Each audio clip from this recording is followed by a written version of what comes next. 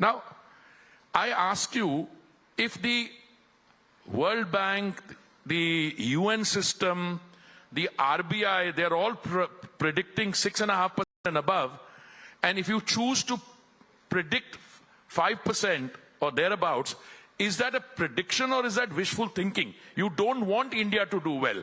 Therefore, you come up with these lower estimates. All right, anyone can make a mistake, but after you've got a figure of, let's say, and I'm now going to break it down.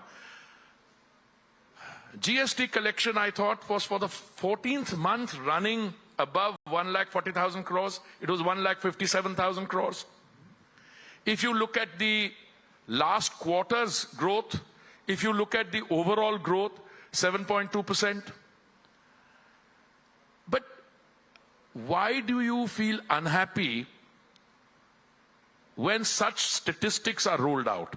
Now, I am in a happy mood because in every program I go to and we talk about 9 years of the Modi government, it's not just us saying that this was the situation in 2014, this is the situation today in 2023, but you have Ernst & Young earlier saying by 2040 you will be a $28 trillion economy. You have Morgan Stanley talking about the last decade and in terms of what all has gone right. Why do some people, instead of joining in the celebration, choose to put what I think is a false construct on it? One of the economists who's been joined with them, he said, "No, but you know, this rate of growth you should not take it too seriously because there are structural problems, structural flaws. If you look at the last, it's all gibberish." Once you make a projection that your economy is going to grow at 5% or 5.2%, and you end up with 7.2%, the intelligent thing to do is, hey, I'm sorry, I was wrong. I'm glad. Now I think if there are any other correctives to be taken, please take them. But you should be part of that celebration, the part of that effort for India to be a Viksit Desh or a developed country by 2047. How can you predicate your entire thing on saying, India, this is going wrong, that is going wrong? I want to conclude with a small piece of information which many of you may not know. I'm very fond of recalling the work of a Cambridge historian, Angus Maddison, who said that India's contribution to the global GDP was in the vicinity of 25% in 1700. But there's another statistic I want to give you. At the time of the Mughal Empire, the Mughal emperor had given the designation of Jagat Seth, or banker of the world, to one set of people in Calcutta, because their wealth was more than that of the British Empire in 1720. That is what you have to reclaim. The economy, the culture, the heritage. And here all right, we became independent in 1947, but we defined our entire 7,000-year-old civilizational, historical DNA in terms of that 190 years when we went from 25% after 1750. And I don't know, I mean, who was this? Gunnar Myrdal or somebody who said the British elite left India, leaving behind an identical Indian elite. So I don't know whether, so I think the PM make 2 points. One is Viksit Desh by Amrit Kal 2047 and shed your colonial mindset. I think some of these guys are having difficulty because they run away from the local domestic arena, periodically go to London or the Big Apple or San Francisco somewhere, and then identify with people who organize programs. I wish somebody would check their antecedents. Because some of those organizers really are open proponents of, well, I heard somebody use the term, I could have used a more, absolutely, I agree with you. There is a organized effort. It's to say that they're lobbyists for X, Y, and Z is too mild. There's an organized effort, obviously financed by someone, say, "Bhai, India can do no right." So anything that you're doing well economically, you're doing well in something else, India's infrastructure is beginning to take a new shape, and you have this, what do you call it, whining and carping. But Mr. Hardeep Singh Puri, the question is, It's not just Mr. Rahul Gandhi. The entire opposition says that you are on a permanent high. You see everything extremely rosy when things are not that rosy. Simply, if you look at the employment numbers, simply if you look at the number of people below poverty line, another project of your ministry, the smart cities, they very often pick that up and say, "Kahan hai smart city?" And they poke holes and they say the achievement of the Modi Sarkar is to let loose agencies after every single opposition leader.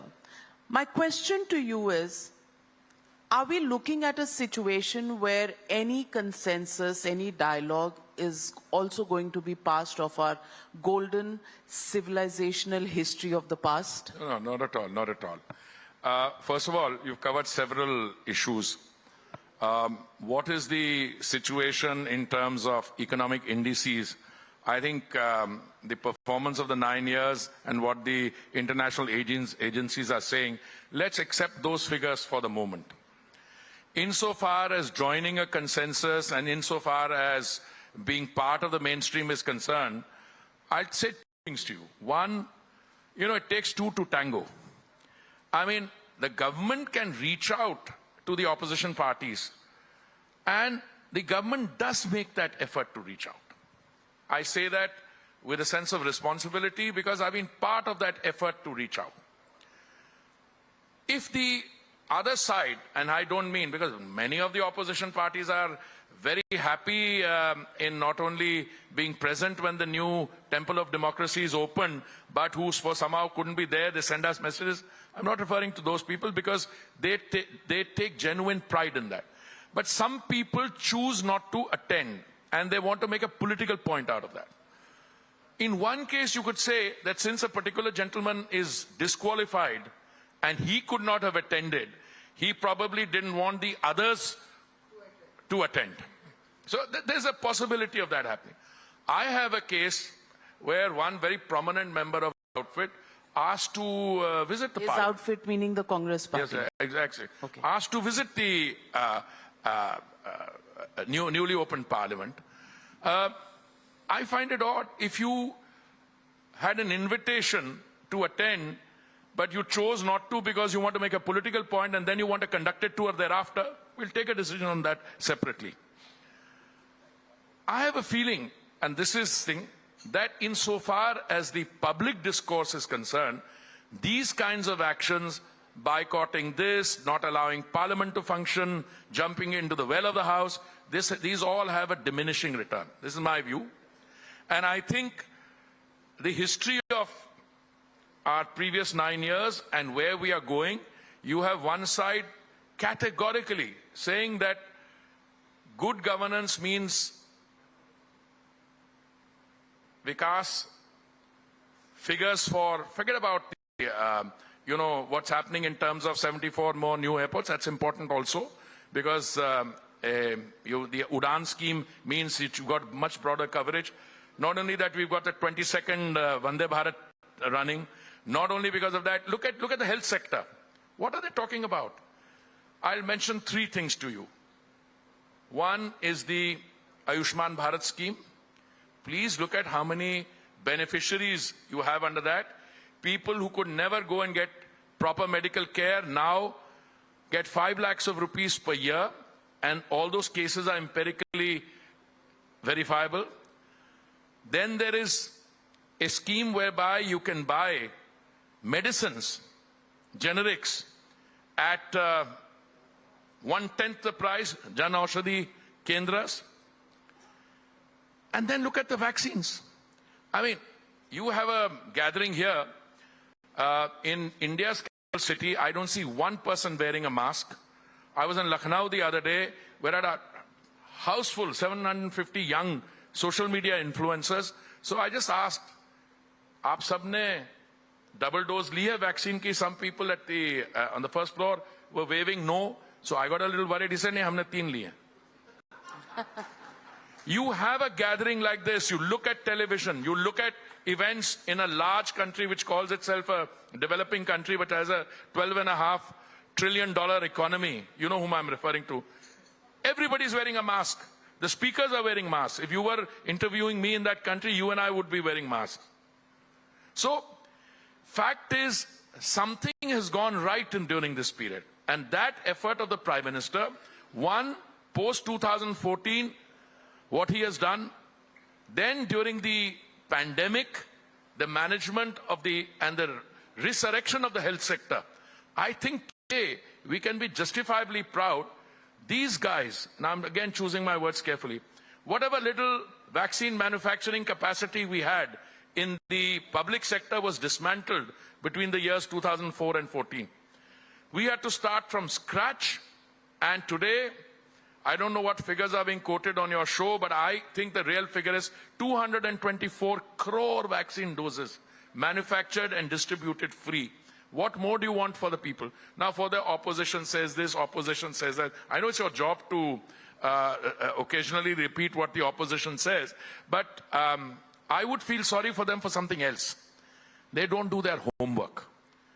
And if they want to, if they think something is wrong, then I think solution lies in participating in the democratic discourse, coming to Parliament and putting the government on the mat by making a statement in an event. And I think there's a theater of the absurd there.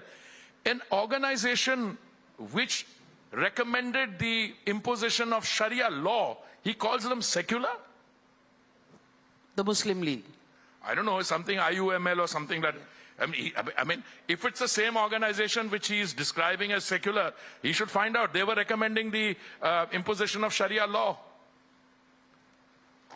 Mr. Hardeep Puri, the fact is, despite all of this, despite everything in statistical terms going right for the government, you still lost the elections in Karnataka. Oh, I'm glad that we occasionally lose elections also. Otherwise, they say that EVMs are not functioning.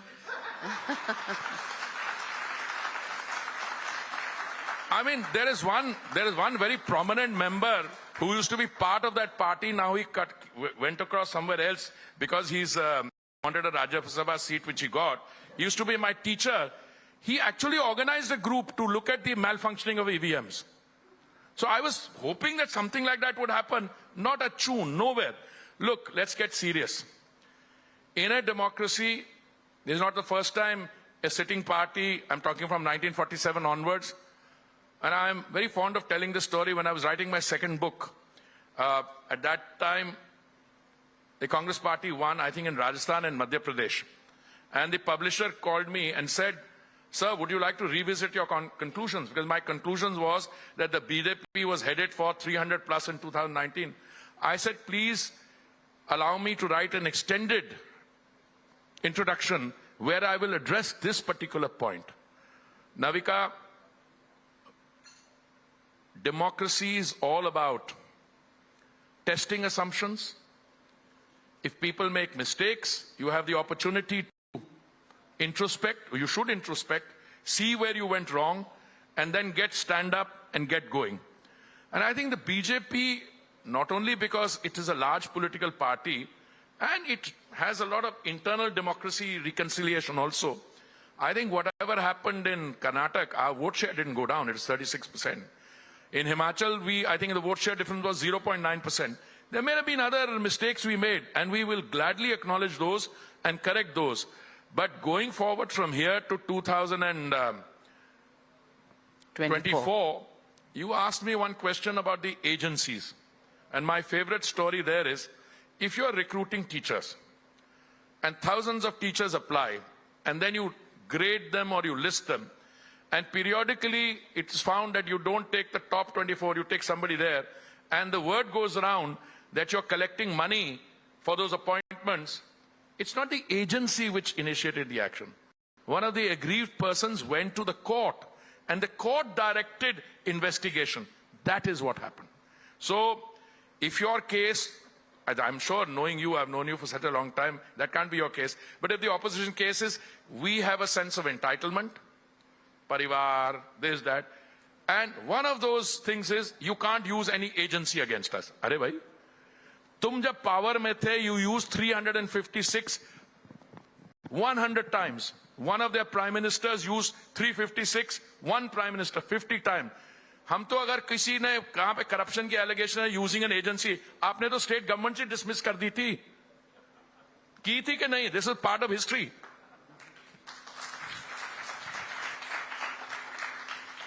Let me pick up on the point where you said that ahead of the 2019 elections, you were writing a book and you predicted a 300 plus victory.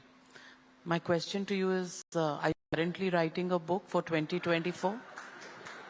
I'll tell you something. I'll make the prediction without writing a book. Look, make no mistake. The voter in 2024, I'm talking about the general election, will be faced with two competing models. Okay, one is the Modi decade, in which the economic indices, the other achievements, etc., will be in front of the voter, and an opposition which will be issue-based in some areas, which will be fighting as to who will be the leader, and which will be practicing a variety of freebie politics advocacy. वो मैं 300 बिजली के unit free कर दूंगा, मैं वहां पे ये कर दूंगा, हर एक परिवार जिसमें कोई हमारी बहन है जो ग्रेजुएट है और 18 साल की आयु से ज्यादा 1000 रुपए महीना दूंगा, और दे नहीं पाए. देन दे से भाई इन्होंने तो 70 साल राज किया, हमें 1 साल ही हुआ, हमें 1 साल और दे दिया. Look, just look at the financial situation of those states. I think someone, and I don't mean just us, because someone in a position of responsibility should decide whether this kind of rowdy or freebie politics is what is going to happen. Now, somebody was telling me the other day, why is this issue not being attacked from the point of view of the fact that even if you're giving freebies, it's based on some taxpayers' money? And I think that realization is gaining ground. I have absolutely no doubt that the 2024 election, based on the delivery of goods and services to the most vulnerable sections of Indian society by the Modi government, will be the basis, and then the voter will judge. I have no problem in predicting. You and I have taken bets in the past. Most of them I have won. Well, we can't discuss betting on national television because... There was no consideration. It was just an argument and a bet. Well, Mr. Hardeep Puri, the question is also about anti-incumbency, fatigue. 10 years is a long time to be in power. Do you think that is something that is going to be a challenge for your government? Not for the central government, certainly not. Because I think there is a refreshing quality about the work, and this is work related. And therefore, I think this kind of work, I'll give you a small example. All the central schemes which were conceptualized from 2014 were actually implemented from June 2015 onwards. All of them had a gestation period of, say, 5 years. In some cases, you mentioned smart cities, which is one of the most successful schemes, and I'll come to that in a minute. But it takes 5 years and a little beyond. All those schemes are now maturing or have matured. Let me give you one or two examples. The Swachh Bharat mission, all right? The Prime Minister said from the ramparts of the Red Fort, 15th August 2014, that it's his dream that the best tribute we can pay to the Mahatma is to make India open defecation free by 2nd October 2019, which is 150th anniversary. More or less done throughout the country. One state wasn't able to catch up. Other things followed. 11 crore toilets or even more. Individual household toilets, public community toilets.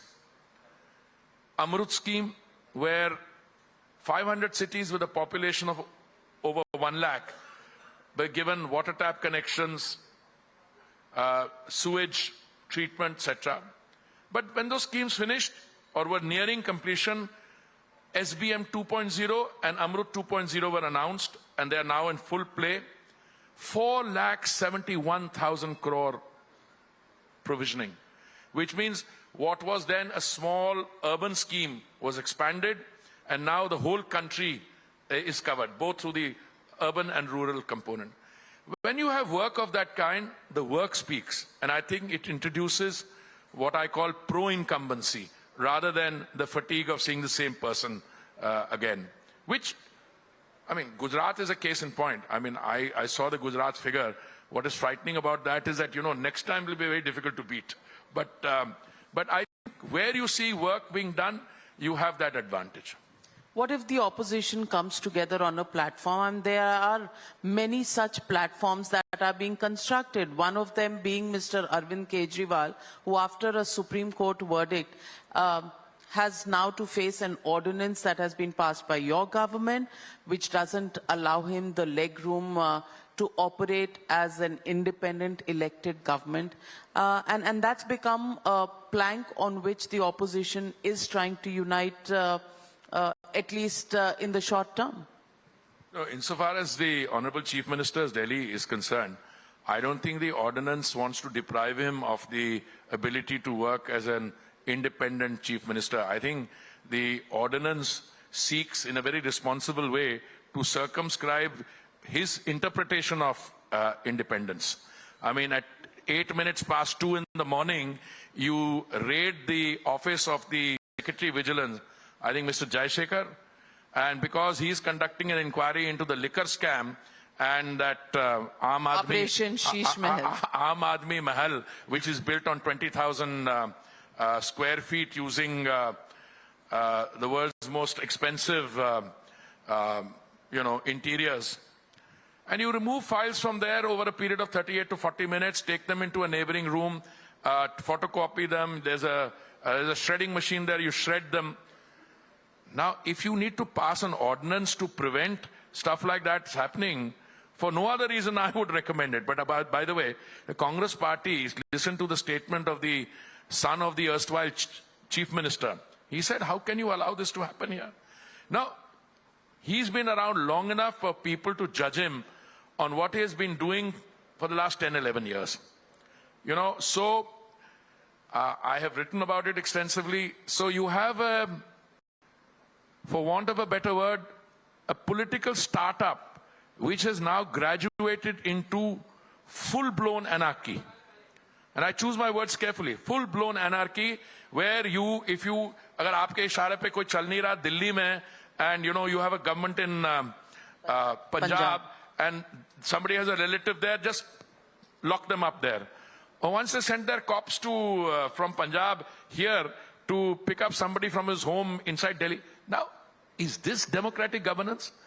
I mean, it's like somebody who doesn't know the ABC of political power and says, I couldn't exercise it in Delhi because I'm ring-fenced and, law and order here. And therefore, now I've got something in Punjab, and you go and run amok.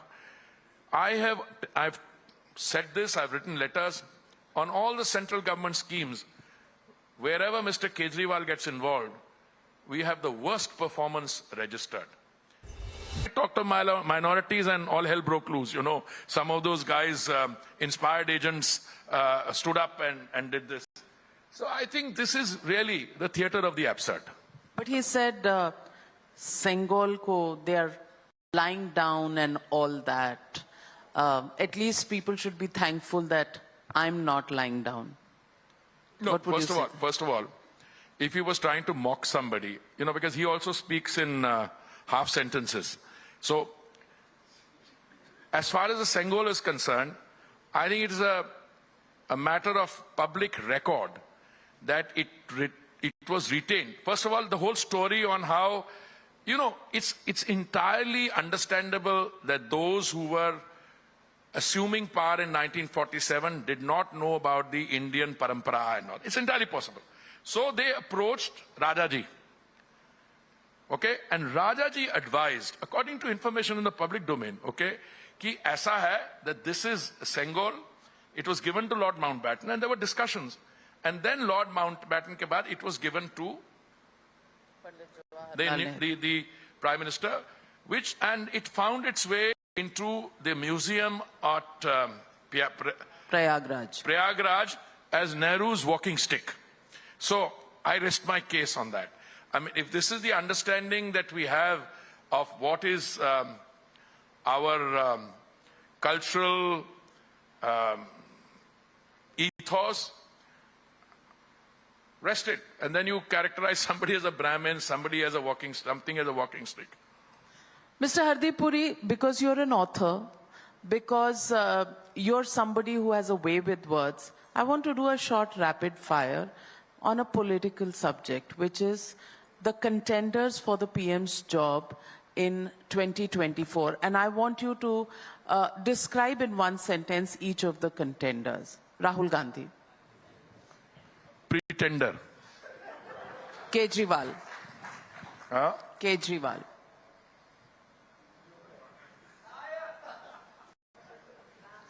I'll accept any of the two comments that came from there. No, it's your version. अरे यार क्या बोल रहे हो? At least in the case of Mr. Rahul Gandhi, I mean, in his previous generations contributed to the freedom movement, etc. अब बाकियों लोगों को नाम ला रहे हो, तो ये मैं if it's a serious rapid fire, I'll give you my words.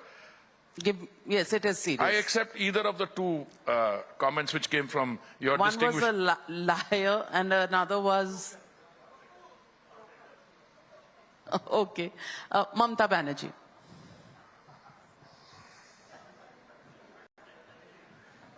बड़ा टाइम लगा रहे हो ये rapid fire question है. No, I don't think she herself wants to be. You know, there is a large group of them there. Why are you leaving out Nitish? Why are I'm you coming leaving? to them. So Mamta Banerjee bring first. All of them put together don't add up to 1%.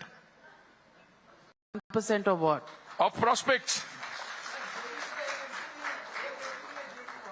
Exactly. और कुछ और भी ले लो साथ में. KCR. Huh? KCR. Is within that 1%. Nitish Kumar. मैंने शुरू किया था वहां से. Nitish Kumar, the lady from West Bengal, KCR, KTR, सबको लगा लो 1%. And Narendra Modi. Well, look, I'll just put it to you this way, that any analysis you do, he will be judged by the fact that he was a hands-on chief minister of one state which recorded an economic performance in those 12 years, and he would have completed 10 years as a Prime Minister of India, during which India moved from the 10th position in terms of global positioning to the 5th position. And if the economy is at 3.8 trillion and the next two economies, Germany and Japan, are at 4.1 and 4.3, and if we've grown at 7.2% last fiscal year, if that is maintained, we will be the third largest economy well before his third term is over. So that is the choice. Now, I respect electorates. I have been involved in student activism, university politics. I've been amongst the people. A reasonable person presented these two choices. Let's say put all the others together, etc. And Narendra Modi ji, I think the choice is clear. And I think you're looking not at just a victory, a very comfortable one. And I'll give you the figure. Okay. Okay, there's one minister who's willing to put the number out there. 303 last time, 282 303 I said last time. This time I'll say 330. 330 seats in 2024. Well, that's a big one. And you're writing a book, I'm sure.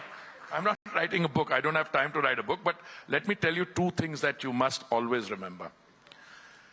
The Indian electorate, especially when it's looking at who will be the head of governance for the next 5 years in a Lok Sabha election, tends not to focus on, in a state assembly election, they are my caste, my jatwala, my, local issues that you got the ticket, I didn't get it, and that kind of thing. But at the national level, the issues are too serious because you have issues of national security, you have issues of economic growth, and this time I'm telling you that there is a reclaiming of that 7,000-year-old civilizational thing, which I mentioned to you. And now people realize that's what Kartavya Path, the new parliament, and by the way, Ram Temple is also coming up. Well, on that note, thank you very much, Mr. Hardeep Puri, for putting it out there. Absolutely not playing defensive. This one's hit out of the park. A sixer in 2024. Is that what we are going to get? Audience, what do you think? Huge round of applause. Thank you, Mr. Hardeep Puri, for joining me.